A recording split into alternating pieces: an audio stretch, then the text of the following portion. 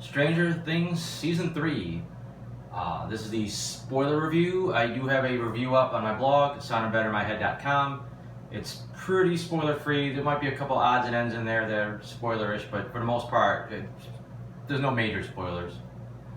I gave it a 4 out of 5. I think overall it was a strong season. It's probably my favorite since the initial season.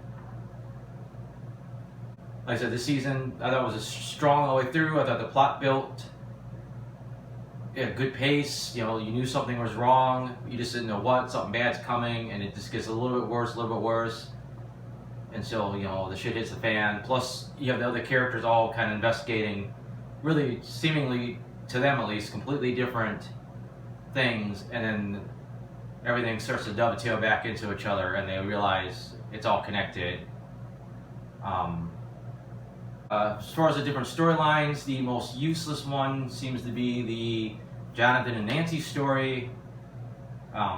It's just her doing kind of reporting about basically diseased rats, and it does eventually lead into the other story, but what they learn is so unimportant. They just basically learn that this old lady is infected with something, and that she can maybe lead them to the Mind Slayer, and then that doesn't even really actually happen. It didn't, you know.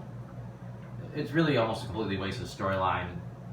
As far as them, they became a couple last season. This season, there's not much more to it. They have one fight, and then they kind of go back. You know, they make up pretty quickly. So it's one of the weakest aspects. I mean, I love the character of Nancy. She's pretty awesome this season. She's real tenacious. You know, Jonathan's okay. But as I said, they just don't give Nancy enough to do. The Hopper and Joyce storyline is pretty strong. Especially Joyce is like super assertive this season. It's funny seeing Winona Ryder switch gears. You know, she starts off pretty friendly and relaxed and just easygoing, and then once she knows that something is up, she doesn't care. She'll just go off on anybody and, you know, make sure she gets her way. I mean, their storyline starts off a little silly because she's just investigating magnets that don't work, and Hopper's more worried about trying to hook up with her. And then it takes a couple of odds and ends twists. They find it gets interesting when they find the Russian base, and they have to deal with basically the Terminator ripoff of Grigori. And they end up meeting up with Murray, who was probably one of the more fun characters from last season. He's a little annoying at first this season, but he starts to really gel in. He's actually in the show a good few episodes. The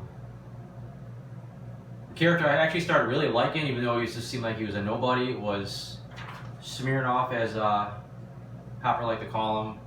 Just seemed so innocent and so, you know, he just liked watching the Looney Tunes, and he just like, you know, got into the cartoons. And he had this big goofy kid smile when he won his stuffed animal, and I actually really liked the character.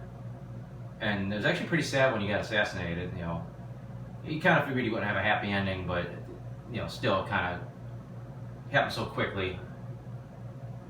The other storylines, another intricate one, and it was so far removed from everybody else for a while, was the whole mall storyline with Steve and eventually Dustin and Erica and Robin investigating the Russians, basically. That was pretty good.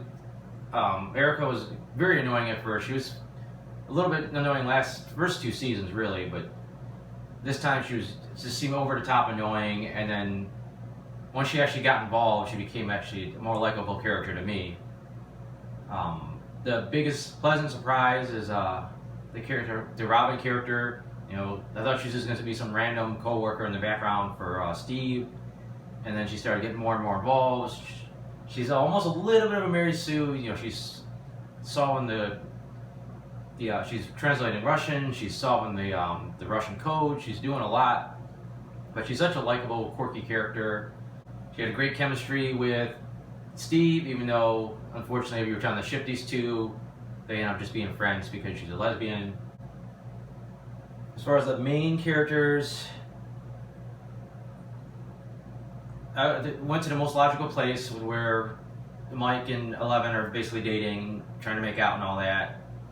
He actually kind of became obnoxious. He was basically giving Hopper some shit, which snowballed to him eventually getting dumped by Elle because he got cocky and then he got threatened and out of the relationship and started lying to Elle. So his character arc was just mostly him being upset about his love life, and it was a little weak. He had some strong moments.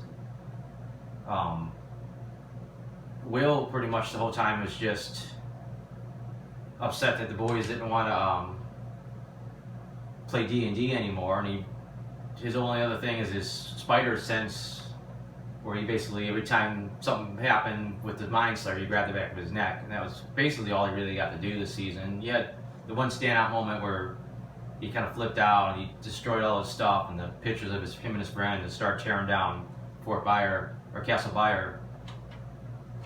I mean, that was his strongest moment.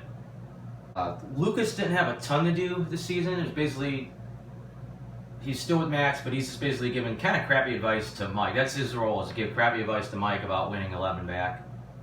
Like I said, he just didn't do a hell of a lot. Max herself, initially it was nothing special, but I loved the pairing of her and 11. They gave him this, all this girl time, let her start kind of breaking out of this weird shell that she's in, where she just doesn't understand a lot of our society. So they had some really sweet moments. They bonded pretty good. Interesting twist this time. Is that what we want to talk about now?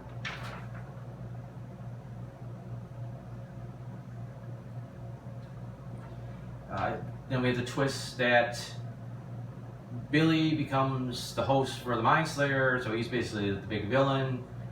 Only gets to throw down a couple times. He holds his own pretty well with Elle, and then when she's weakened, he's able to knock her out pretty good. They tried really hard to give Billy more of a backstory about how screwed up his life is and why he's such an asshole. It was a decent sequence. I loved it. Kind of Elle going through these memories and seeing like what made him so shitty.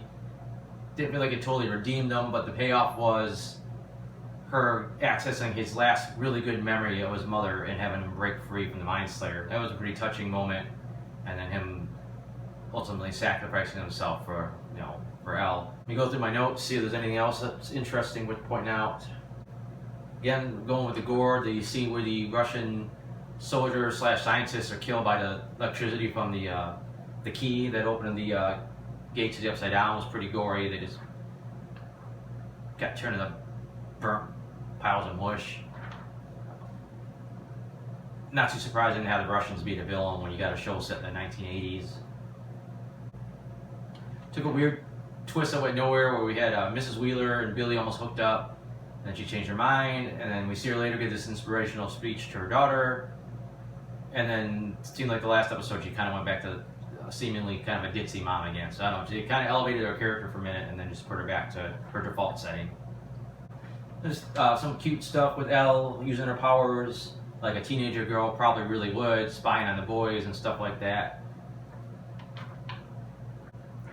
I thought the whole Russian code itself was kind of corny. Like the way they showed her solving it almost made it seem like it made less sense. Like, I don't know, you had to run and look at all these different stores and then look at the clock, when basically all it was saying is at a certain time look for packages from these places. It was just a weird way of doing it. Another kind of weird thing is, I know the Russians were trying to stop Hopper from investigating, so Grigori shows up, beats his ass, and leaves. Like, I don't know why he didn't kill him altogether or threaten him. It was just kind of a weird scene for him just to beat him up and run. I know they wanted to establish how of a badass he was, but other than that, pretty crazy how many people started getting possessed. And even more shocking later on when they all ended up dying. I mean, there was no major characters, but they were sort of important. There was a pretty high death toll for innocent civilians in this season. The whole sequence in the hospital where Jonathan and Nancy were confronted by the two newspaper reporters that were possessed. It was pretty scary. I mean, Jonathan was taking some pretty bad beating. And Nancy took a hell of a shot from the Mind Slayer. And looked like, he was going to take her out for a minute. I mean, he knew he probably wouldn't, but still, the way they did it was a lot of tension. Poor Steve took a pretty brutal beating when he's getting interrogated. You know, he's actually pretty much telling them the truth, and they're still beating the shit out of him.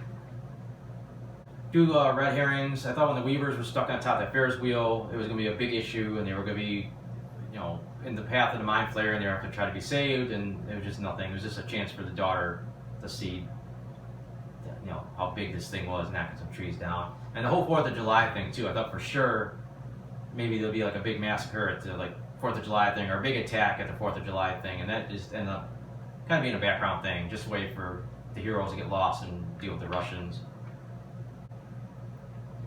I thought when Steve and Robin were drugged, there were some funny moments, but then it just kind of went on a little too long, and then it got annoying, then it got kind of funny again, then it got annoying, and I was kind of happy when that was all over. Actually, I thought it was kind of funny that they stole this guy's car pretty early on, and I figured they'd get where they were going and then abandon it and whatever would happen with it. But they pretty much kept the car all the way to the end, and basically they ended up wrecking it, trying to stop Billy from killing everybody. I like the little detail that Hopper shot the soldiers, and you see when they were wearing the uniforms later as a disguise that you could still see the blood from the bullet holes. So that was a nice little touch, something that gets ignored a lot, I think, you know, when people use that maneuver. The musical number with Susie and Dustin was funny, but it was a really weird place to put it in the story. I mean, you're getting this nail-biting moment, and then they go into this this song. Assuming he's truly dead, it was pretty devastating to see Hopper get killed. Just his acting, just to look at his face, knowing that was it. Joyce's reaction, and then I forgot until she got outside that's basically Elle's dad, so her reaction was pretty devastating, especially when you see that he actually wrote the longer heart-to-heart and she got to read it. And that whole thing playing over Joyce and everybody packing up to move and all the friends hugging for the last time was pretty solid emotional moment. You know, these guys have been together for a while. I mean, obviously it wouldn't be that hard to bring them all back, which is the way it was done was very well done. The I love you too moment with Elle was really, really cute. I can't see they can't see them making her powerless going forward. She's got to get those powers back, or she's just not the same character. And then the mid-credit scene, post-credit, whatever you want to call it, where you see the Russians do have their own Demogorgon, but then they drop the line about there's an American prisoner. Obviously, most people think it's going to be Hopper somehow, which is possible, or just be something else. We'll have to see how that plays out. Especially the way Hopper died was so well done, and the way they covered it, it's kind of like a cheat to bring him back. But if you think about it, Elle died in a pretty, you know, dramatic fashion in season 1, and she came back. So we'll have to see. That's about all I got. Like I said, you can read the other version as a review on soundedbettermyhead.com. There's some other reviews up there, TV reviews, movie reviews. I got my comic strip. So thanks for watching.